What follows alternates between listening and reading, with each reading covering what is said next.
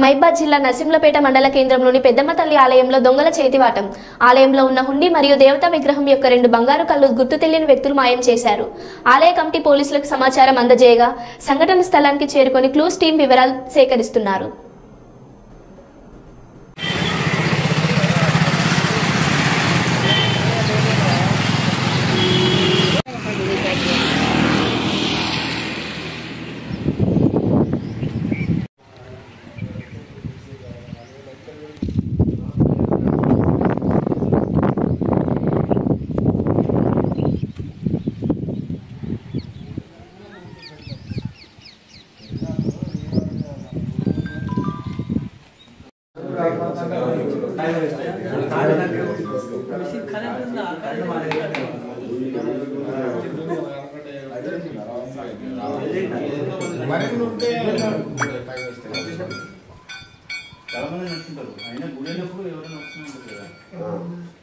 గుడి కానీ బాగా ఏముండదు, ఏదైనా ప్రత్యేకమైన సందర్భం ఉంటుంది తప్ప.